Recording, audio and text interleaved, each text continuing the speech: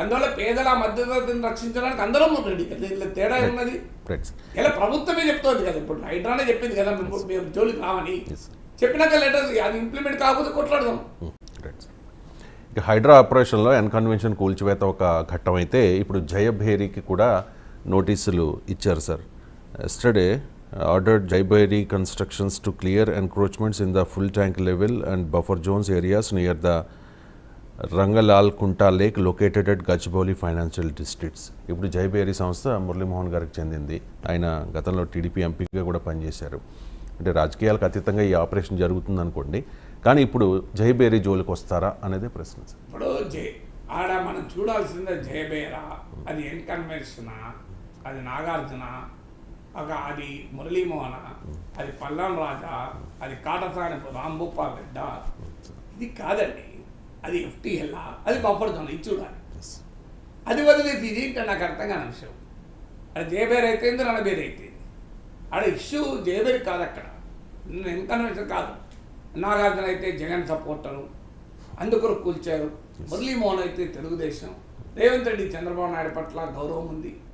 ఈ రాజకీయం ఏంటంటే నాకు నిజంగా అర్థం కాని విషయం. ఎఫ్టీఎల్ బఫర్ జోన్ ఈ రెండే కదా రాజకీయాలు. ఎఫ్టీఎల్ బఫర్ జోన్లో ఉన్నాయా లేవా, ఇంతకుమించి కూడా ఏం లేదు కదా.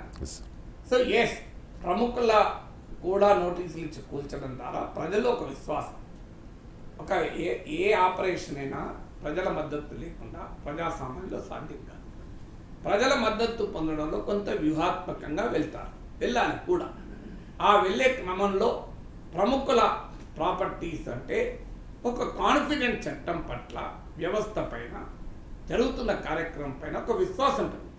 అంటే మన సమాజంలో చట్టాన్ని డబ్బున్న వారి చుట్టం కనుక, న్యాయం డబ్బున్న వారి నేస్తం కనుక, వ్యవస్థలు డబ్బున్న వారి ముందు దాసోహం కనుక, ఇది నమ్మకం ప్రజల్లో కలగదు. ఏ ఆపరేషన్ పైన మనకు అనుమానంతోనే చూస్తాం. సో ఆ ఆపరేషన్ ఏమో, దీని వెనకాల ఏముందో, ఇది మా దగ్గరికి వస్తుంది తప్ప వాళ్ళ దగ్గరికి పోతుందా, ఇది జెన్యున్ అప్రిహెన్షన్, తప్పలేదు. ఎందుకంటే వ్యవస్థలు అలా ఉన్నాయి కదా. ఇప్పుడు ఈ వ్యవస్థ ఇందుకు భిన్నమా, నేనేం సర్టిఫికేట్ ఇవ్వట్లేదు. నేనేమంటున్నా, భిన్నంగా ఉంటే సమర్థిద్దాం, భిన్నంగా లేనప్పుడు ప్రశ్నిద్దాం, ఊరుకునేది లేదు కదా. అందుకే నన్ను రేవంత్ రెడ్డి రేపు వెనక్కుపోతే నిలదీయడానికి కూడా మనం సిద్ధపడాలి అంటున్నా. ఎందుకంటే ఇది రాజకీయ ఒత్తిళ్ళు మామూలుగా ఉండవు. ఎందుకంటే రేవంత్ రెడ్డి చెప్పాడు కదా కృష్ణాష్టమి రోజు, ఇది మా ప్రభుత్వంలో ఉన్నవారు కూడా ఉన్నారు, ఇలా సమాజంలో ప్రభావం చూపగలిగే శక్తివంతులు ఉన్నారని చెప్పారు కదా. సో అందువల్ల ఆ శక్తివంతుల జోలికే ముందు పోతే జనంలో ఒక విశ్వాసం కలగటానికి ఉపయోగపడుతుంది. అయితే జయభేరి ఉందా, నేను మీడియాలో చూసింది అయితే మురళీమోహనే క్లారిటీ ఇచ్చాడు. అవును, షెడ్లు ఉన్నాయండి, మేమే ఆ షెడ్లు తీసేస్తాం, హైడ్రా కూడా అవసరం లేదు. మరి షెడ్లు ఎందుకు ఉన్నాయండి? షెడ్లే ఎందుకున్నాయి చెప్పండి. బఫర్ జోన్లో షెడ్లు కూడా ఉండదు కదా.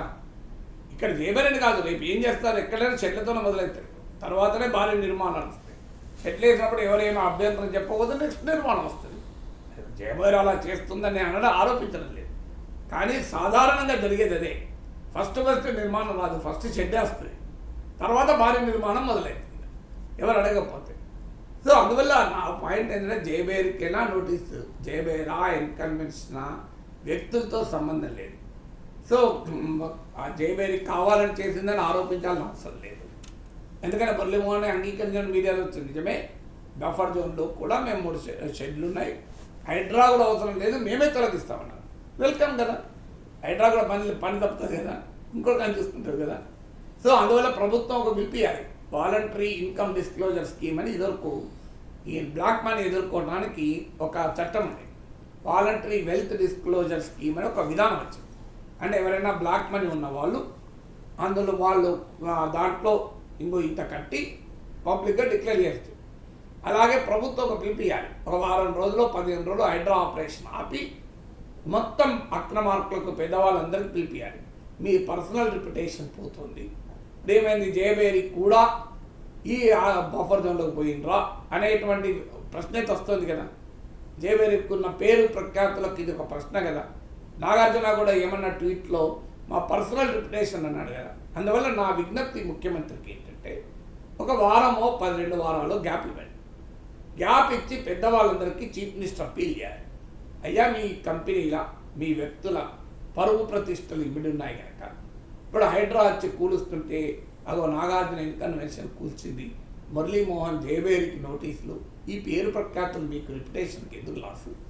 మీరే వాలంటరీగా డిక్లేర్ చేసి ఇంకా మాది FTL బఫర్ జోన్లో ఉన్నాయి అని మీరే తొలగించండి. ఆ 2 వారాల తర్వాతనే బఫర్ హైడ్రా వస్తుంది. మీది FTLలోనో బఫర్ జోన్లో ఉందని మీకే తెలియదు అనుకుందాం. ఇంకో ఫలానా వ్యవస్థ మీకు అందుబాటులో ఉంటుంది, మీది అవునా కాదా మీకు చెప్తుంది.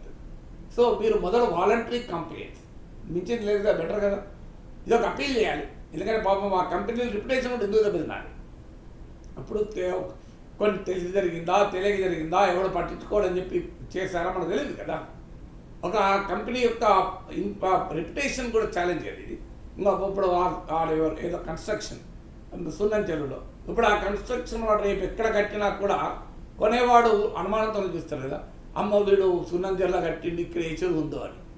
సో అందువల్ల బిల్డర్లకు కూడా వాళ్ళ రిప్యుటేషన్ ఎందుకు దెబ్బతినాలి. So let the government give a time. మీరే వాలంటరీగా తీసేయండి. ఆ వాలంటరీగా తీసేసినవి కూడా మనం పబ్లిక్ అనౌన్స్ చేయాల్సిన అవసరం లేదు. ఎందుకంటే voluntary income disclosure scheme, voluntary wealth disclosure స్కీమ్లో ఉన్న ప్రొవిజన్ ఏంటంటే అది ఎవరు డిస్క్లోజ్ చేస్తారో చెప్పరు. దానికి క్లాస్ అది బయటికి చెప్పరు.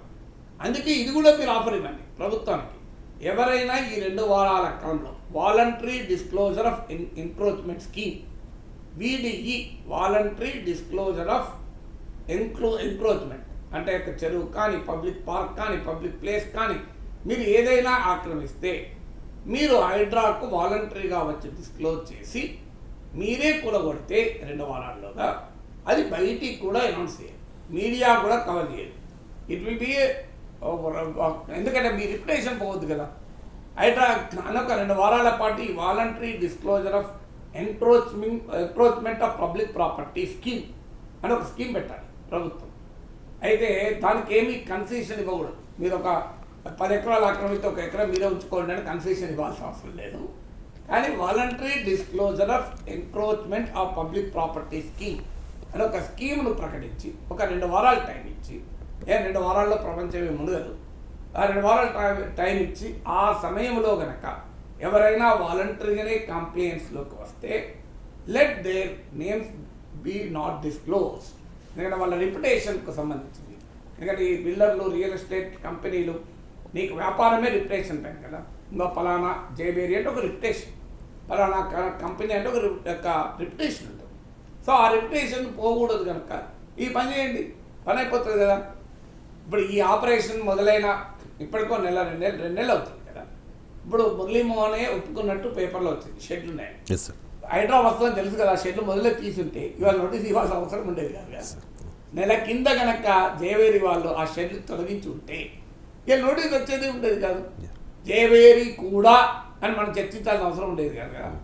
తెలుగుదేశం మాజీ MP కూడా అని చర్చించాల్సిన అవసరం ఉండేది కాదు కదా. సో ఈ చర్చ ఉండేది కాదు కదా, తీసేయాల్సి ఉండే 1 మంత్ క్రితం పని అయిపోయేది. అసలు హైడ్రా దాకా జోలికే రాకపోవు. అందువల్ల ప్రభుత్వం ఈ ఫెసిలిటేషన్ ఇవ్వాలి. సో ఈ 2 వారాల తర్వాత మాత్రం మెర్సిలెస్గా కూల్చేస్తాం, 2 వారాల్లో మీరు చేయండి. అది కంపెనీల బిల్డర్ల రిప్యుటేషన్ కాపాడటానికి ఉపయోగపడుతుంది.